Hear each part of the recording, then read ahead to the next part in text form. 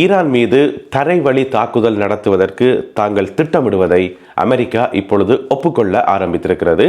தரை வழியாக எவர் வந்தாலும் அவர்களுக்கு சாவு நிச்சயம் என்று சொல்லி ஈரான் எச்சரிக்கை செய்திருக்கிறது. எனவே யுத்த களத்தில் இந்த இரண்டு தரப்புகளுக்கும் இடையில் என்னதான் நடக்கிறது என்பது சம்பந்தமாக பிந்தி கிடைத்த தகவல்களுடன் விரிவாக விளக்கமாக இந்த காணொலியில் பார்க்க போகின்றோம். தமிழடியான் வேர்ல்டு யூடியூப் சேனலுக்கு உங்கள் அனைவரையும் வருகவென அன்புடன் வரவேற்கின்றேன். அண்மை காலமாக ஏராளமான நண்பர்கள் சப்ஸ்கிரைப் செய்து வருகின்றீர்கள். உங்கள் எல்லோருக்குமே நன்றி. உங்கள் அனைவரையும் வருகவென அன்புடன் வரவேற்கின்றேன். தொடர்ந்து இணைந்திருங்கள். அமெரிக்கா இஸ்ரேல் ஈரான் போர்ல இன்றைக்கு 7வது நாள். போன சனிக்கிழமை ஆரம்பித்தது, இன்றைக்கு வெள்ளிக்கிழமை 7வது நாள். இன்று காலை அமெரிக்கா அறிவித்திருக்கிறது, இந்த யுத்தத்தினுடைய அடுத்த கட்டத்தை நாங்கள் ஆரம்பித்திருக்கிறோம். இந்த அடுத்த கட்டம் மிக பயங்கரமாக இருக்கும் என்று சொல்லியிருக்கிறார்கள். அதை தவிர வேற விவரங்கள் சொல்லல. எப்படி பயங்கரமாக இருக்கும், என்ன செய்ய போகிறார்கள் என்பதை நாங்கள் பொறுத்திருந்தான் பார்க்கணும். இதுக்கிடையில ஈரானுக்கு எதிராக தரைவழி தாக்குதலை நடத்துவதில் அமெரிக்காவும் இஸ்ரேலும் கூடுதல் கவனம் செலுத்தி வருகின்றன என்று சொல்லி ஏற்கனவே அரசல் புரசலாக செய்திகள் வந்தது. அந்த செய்திகளை அமெரிக்கா மறுத்திருந்தது. இப்ப கொஞ்சம் கொஞ்சமாக ஒப்புக்கொள்ள ஆரம்பித்திருக்கிறார்கள். அப்ப தரைவழி தாக்குதல் நடத்த போறது யார் என்று கேட்டீங்கன்னு சொன்னா அமெரிக்காவும் இல்ல, இஸ்ரேலும் இல்ல, குர்திஸ் போராளிகள், ஈராக்கில் இருக்கக்கூடிய குர்திஸ் போராளிகள். அவர்களுக்கும் ஈரானுக்கு இடையில நீண்ட காலமான பகை இருக்குது. எனவே அதை பயன்படுத்தி அவர்களை கொண்டு தரைவழியில் ஊடுருவது என்று சொல்லி இப்ப தீர்மானிக்கப்பட்டிருக்காம். டொனால்ட் ட்ரம்ப் என்ன சொல்லியிருக்காரு சொன்னா, குர்திஸ் போராளிகள் தாக்குதல் நடத்த முன் வந்திருப்பது ஒரு வண்டர்ஃபுல்லான விஷயம், ஒரு அற்புதமான விஷயம் என்று சொல்லியிருக்கார். அது மட்டும் இல்லாமல் அவர்கள் தாக்குதல் நடத்த முற்பட்டால் நாங்கள் வான் பாதுகாப்பு வழங்குவோம், அதிகரித்த மற்றும் நீடித்த வான் பாதுகாப்பை வழங்குவோம் என்று சொல்லி, அதாவது நாங்கள் விமானத்தால் அடிச்சு உங்களுக்கு சப்போர்ட் தரோம், நீங்க கீழே போயிட்டு அடிங்கன்றதான் இந்த டீல். இதைத்தான் 2 நாளைக்கு முதல் டொனால்ட் ட்ரம்ப் மறுத்திருந்தவர். சிச்சி அப்படியெல்லாம் ஒன்றும் இல்லை, நாங்கள் போறதில்லை என்று சொல்லி இப்ப கொஞ்சம் கொஞ்சமாக அதை ஒப்புக்கொள்ள ஆரம்பித்திருக்கிறார்கள். இதுக்கிடையில அமெரிக்க ஊடகங்கள் ஏற்கனவே செய்தி போட்டிருந்தது, அமெரிக்காவினுடைய புலனாய்வு அமைப்பாகிய CIA ஏற்கனவே குர்திஸ் போராளிகளுக்கு ஆயுதங்களை வழங்க ஆரம்பித்து விட்டது என்று சொல்லி ஏற்கனவே செய்தி வந்தது. அதையும் அமெரிக்கா மறுத்திருந்தது. இப்ப கட்டம் கட்டமாக ஒப்புக்கொள்ள ஆரம்பித்திருக்கிறார்கள். இதுக்கிடையில ஈரான் நாட்டினுடைய ஜனாதிபதி மசூத் பெசஸ்கியான் ஒரு கடுமையான எச்சரிக்கை ஒன்றை விடுத்திருக்கின்றார் குர்திஸ் போராளிகளுக்கு. எந்த காரணம் கொண்டும் குர்திஸ் போராளிகள் ஈரானுக்குள்ள கால் வைக்கக்கூடாது. நீங்கள் கால் வைப்பீர்களாக இருந்தால் உங்களுக்கு கடுமையான தண்டனை வழங்கப்படும், கடுமையான எதிர் தாக்குதல் நடத்தப்படும். அதை குர்திஸ்தான்ல இருக்கக்கூடிய ஆளுநர் கட்டுப்படுத்தணும் என்று சொல்லி என்ன பிரச்சனை சொன்னா, குர்திஸ்ல 2 வகையான குரூப்ஸ் இருக்கணும். ஒன்று ஈரானுக்கு எதிரான குரூப், மற்றது ஈரானுக்கு ஆதரவான குரூப். ஆனா அங்க ஆட்சியில் இருக்கிறார்கள் ஈரானுக்கு சப்போர்ட்டான ஆட்கள் தான், எதிரான ஆட்கள் கிடையாது. ஆனா அங்க இருக்கக்கூடிய ஆயுத குழுக்கள், போராளி குழுக்கள் எல்லாம் ஈரானுக்கு எதிராக செயல்படக்கூடியவை. அது கொஞ்சம் குழப்பமா தான் இருக்கு. அதை பற்றி நாங்க அப்புறம் விரிவா பார்ப்போம். சுருக்கமா சொல்ல போனா அங்க இருக்கக்கூடிய ஆளுநர் ஈரானுடைய நல்ல நண்பர். எனவே உங்களோட நாட்டில் இருக்கக்கூடிய இந்த ஆயுத குழுக்களை நீங்களாம் கட்டுப்படுத்தணும் என்று சொல்லி ஈரானிய ஜனாதிபதி எச்சரிக்கை செய்திருக்கின்றார். எவர் கால் வைத்தாலும், ஈரானுக்குள்ள எவர் கால் வைத்தாலும் அவர்களுக்கு மரணம் பரிசாக வழங்கப்படும் என்று சொல்லி கடுமையாக எச்சரிக்கை செய்திருக்கின்றார்.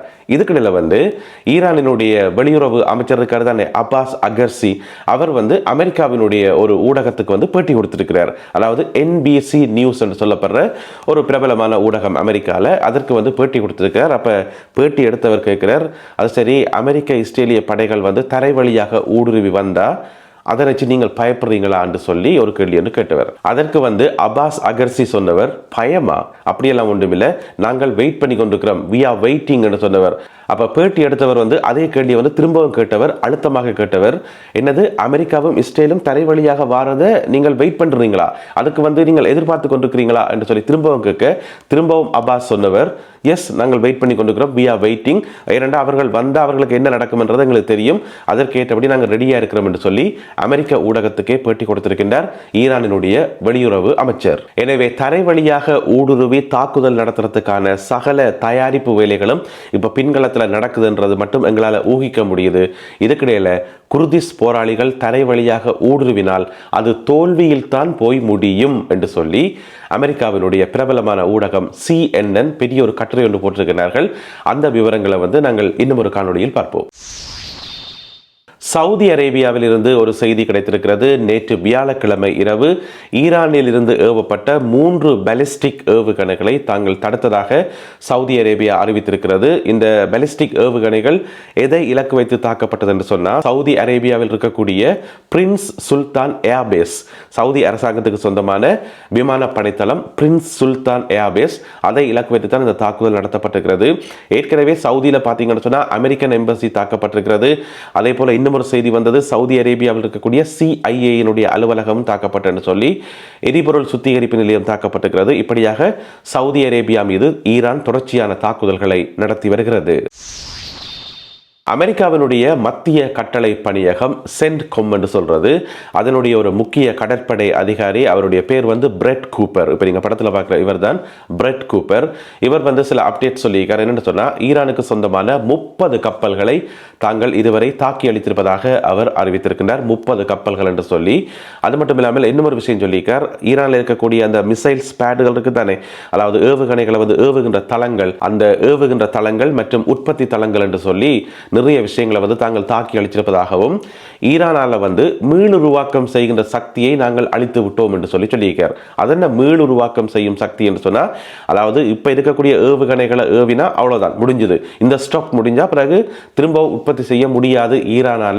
ஏன்னு சொன்னா, எங்களுடைய தாக்குதல்கள் காரணமாக அந்த ஏவுகணைகளை உற்பத்தி செய்கிற அந்த ஃபெசிலிட்டிஸ் என்று சொல்லுவோம், என்னது தொழிற்சாலைகள், அந்த தொழிற்சாலைகள் எல்லாம் அழிக்கப்பட்டிருக்கிறது. எனவே ஈரானால மீளுருவாக்கம் செய்ய முடியாது என்று சொல்லி அமெரிக்க கடற்படை பேச்சாளர் சென்ட்கொம்பினுடைய முக்கிய அதிகாரி பிரெட் கூப்பர் தெரிவித்துள்ளார்.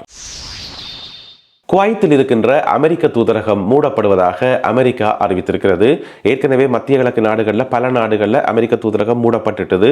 இப்போ குவைத்தினுடைய அலுவலகமும் மூடப்படுது. என்று சொன்னால் தொடர்ச்சியாக தாக்குதல்கள், ட்ரோன் தாக்குதல்கள் நடந்து கொண்டே இருக்குது. அதனால அங்கே பணியாளர்கள் இருக்க முடியாது சொல்லி இப்பொழுது குவைத் அலுவலகமும் மூடப்படுது. என்ன சொல்லப்பட்டதுன்னு சொன்னால், இன்றைக்கு வெள்ளிக்கிழமை தானே, வெள்ளிக்கிழமை விடியறதுக்கு கிடையில அங்கே இருக்கக்கூடிய அமெரிக்க ஊழியர்கள், அந்த அமெரிக்கன் எம்பசியில் இருக்கக்கூடிய சகல ஊழியர்களும் அங்கே இருக்கக்கூடிய முக்கியமான டாக்குமெண்ட்ஸ் எல்லாத்தையும் அழிச்சு போட்டு, அதாவது பேப்பர் வடிவத்தில் இருக்கக்கூடிய டாக்குமெண்ட்ஸையும் மற்றது டிஜிட்டல் வடிவத்தில் இருக்கக்கூடிய கம்ப்யூட்டர்ல நிறைய சர்வர்ல நிறைய விஷயங்கள் இருக்கு தானே, எல்லாத்தையும் அழிச்சு போட்டு உடனடியாக விடியறதுக்கு இடையில எம்பசிலிருந்து வெளியேறணும் என்று சொல்லி நேற்றிரவு எச்சரிக்கை செய்யப்பட்டது.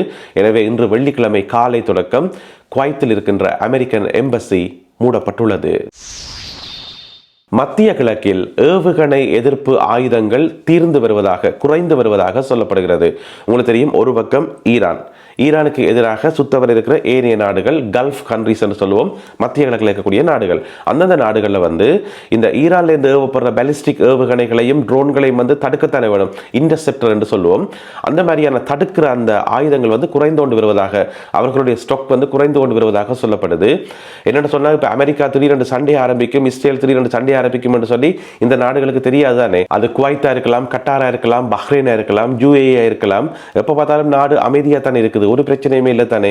பிறகு தேவையில்லாம ஆயுதங்களை குவிச்சு வைப்பான் என்று சொல்லி போட்டு நினைக்கிறேன் கொஞ்சம் கொஞ்சம் வச்சிருந்திருப்பினம் போல இருக்கு. ஆனா ஈரான் இப்ப தொடர்ந்து 7வது நாளாக தாக்கி கொண்டே இருக்குது. அப்ப அதை தடுக்க அந்த ஆயுதங்கள் எண்ணிக்கை குறைஞ்சிட்டு போகும் தானே. அதனால கடுமையான ஒரு இன்டர்செப்டர் தட்டுப்பாடு வந்திருப்பதாக சொல்லப்படுகிறது. எனவே இந்த நாடுகள் எல்லாமே அமெரிக்காவிடம் இப்பொழுது வேண்டுகோள் விடுத்திருக்கிறார்கள். அமெரிக்காவிடம் இருந்து மிக விரைவில் இந்த நாடுகளுக்கு இந்த இன்டர்செப்டர் ஆயுதங்கள் வழங்கப்படும் என்று சொல்லி எதிர்பார்க்கப்படுகிறது. ஈரான் மீதான தாக்குதலை அதிகரிப்பதற்கு அமெரிக்க விமானப்படையினர் இன்று தொடக்கம் பிரித்தானியாவுக்கு சொந்தமான சகல விமானப்படை தளங்களையும் பாவிப்பார்கள் என்று சொல்லி தகவல் ஒன்று வெளியாகி இருக்கிறது. என்னன்னு சொன்னா, ஆரம்பத்தில் UK மறுத்திருந்தது, இல்ல நாங்கள் இதுக்குள்ள வரையில, எங்களுக்கும் இந்த யுத்தத்துக்கும் சம்பந்தமே இல்லை என்று சொல்லி. ஆனா போக போக அமெரிக்க தரப்புல இருந்து கடுமையான அழுத்தம் கொடுக்கப்படுது. நேற்றும் டொனால்ட் ட்ரம்ப் அவர்கள் கடுமையாக விமர்சனம் செய்திருந்தவர் UK பிரதமர் கியர் ஸ்டார்மர் அவர்களை இதுவே வின்சன் சர்ச்சில் இருந்தால் தூக்கி தந்திருப்பார், நீங்க என்ன பார்த்துட்டு இப்படி நடக்கிறீங்க என்று சொல்லி. அதிலே மிக முக்கியமாக அமெரிக்காவுக்கு தேவைப்பட்ட விமான நிலையம் எதென்று பார்த்தீங்கன்னு சொன்னா, சாக்கோஸ் ஐலண்ட்ஸ் இருக்கு தானே, அங்க இருக்கக்கூடிய விமானப்படை தளம் தான் அமெரிக்காவுக்கு தேவைப்பட்டது. என்று சொன்னா, அமெரிக்க விமானங்கள் சுத்தி நீண்ட தூரம் பறக்க வேண்டி இருக்குது. அப்ப அந்த சாக்கோஸ் ஐலண்ட் அமெரிக்காண்ட வசம் இருந்தா ஒரு பிரச்சனையுமே இல்லை, அங்கேயே கொண்ட எல்லா விமானங்களையும் தரையிறக்கி வச்சுட்டு அங்கிருந்து மிக இலகுவாக ஈரானை தாக்கலாம் என்று சொல்லி இப்ப அதற்கான அனுமதியை பிரித்தானியா வழங்கி இருக்கிறது. எனவே இன்று வெள்ளிக்கிழமை தொடக்கம் பிரித்தானியாவுக்கு சொந்தமான சகல விமானப்படை தளங்களில் இருந்தும் அமெரிக்காவினுடைய விமானங்கள் புறப்பட்டு போகும் என்று சொல்லி எதிர்பார்க்கப்படுகிறது. பிரித்தானியா இந்த யுத்தத்தில் ஈடுபடுமா என கேட்கப்படுற கேள்விக்கு பிரித்தானிய அரசாங்கம் தொடர்ச்சியாக சொல்லிக் கொண்டு வர பதில் என்னன்னு சொன்னா இல்லை என்றுதான். ஆனால் இன்றைக்கு காலமே பிரித்தானியாவினுடைய பிரதமர் டேவிட் லமி ஒரு கருத்தை சூசகமாக சொல்லியிருக்கார். சில வேளைகளில் பிரித்தானியாவினுடைய போர் விமானங்கள் ஈரானை தாக்கக்கூடும், சில வேளைகளில் தாக்கக்கூடும் என்று சொல்லி இன்றைக்கு வெள்ளிக்கிழமை காலமே ஸ்கை தொலைக்காட்சிக்கு பேட்டி கொடுத்திருந்தவர். அதில் சொல்லியிருந்தவர் சில வேளை தாக்கலாம் என்று சொல்லி. ஏனென்று சொன்னால் பிரித்தானியாவினுடைய டைஃபூன் விமானங்கள் ஏற்கனவே மத்திய கிழக்கு நோக்கி அனுப்பி வைக்கப்பட்டிருக்கிறது. பிரித்தானியாவினுடைய போர்க்கப்பல் அங்கே நகர்த்தப்படுது. இப்படியான பின்னணியில் அப்ப பிரித்தானியாவினுடைய பிரதமர் என்ன சொல்றாரு என்று சொன்னா, இதுவரைக்கும் எங்களுடைய தாக்குதல்கள் எப்படி என்று சொன்னா ஈரான்லேருந்து ஏவப்படுற ஏவுகணைகளை வழிமறிக்கிறது மட்டும்தான் எங்களுடைய வேலை. நாங்கள் தாக்கப்படாமல் இருக்கிறதுக்காக வழிமறிக்கிறோமே தவிர நாங்களா போய் தாக்கல் என்று சொல்லி கொண்டு வந்தவர். ஆனால் இப்போ என்ன சொல்றாரு சொன்னா, ஈரானுடைய தாக்குதல்கள் அதிகரிக்குமாக இருந்தால், எங்களுக்கான ஆபத்து அதிகரிக்குமாக இருந்தால் நாங்கள் ஈரானுக்குள்ள புகுந்து தாக்குதல் நடத்துவதற்கான வாய்ப்புகள் இருக்கு என்றதை மறைமுகமாக சூசகமாக சொல்லியிருக்கின்றார் பிரித்தானியாவினுடைய பிரதமர் டேவிட் லமி அவர்கள். எனவே எல்லா சம்பவங்களையும் கூட்டி பார்க்கக்குள்ள எங்களுக்கு என்ன விளங்குது என்று சொன்னா, இந்த யுத்தம் விரிவடைந்து கொண்டு செல்கிறது. ஒவ்வொரு நாளும் புது புது நாடுகள் அதில் அட் ஆகி கொண்டே இருக்குது. நேற்று அசர்பைஜான், சத்தம் இல்லாமல் இருந்தது அசர்பைஜான், இப்போ அதுக்குள்ள சேர்ந்துட்டுது. இந்த மாதிரி யுத்தம் விரிவடைந்து கொண்டே செல்கிறது என்பது மட்டும் மறக்க முடியாத உண்மை. இந்த காணொலியில் பகிர்ந்து கொள்ளப்பட்ட செய்திகள் தொடர்பான உங்களுடைய கருத்துக்களை மறக்காமல் கீழே எழுதுங்கள். யுத்த களத்திலிருந்து கிடைக்கக்கூடிய மேலதிக தகவல்களை தொகுத்துக் கொண்டு இன்னும் ஒரு காணொலியில் உங்களை நான் சந்திக்கின்றேன். அதுவரை நன்றி, வணக்கம்.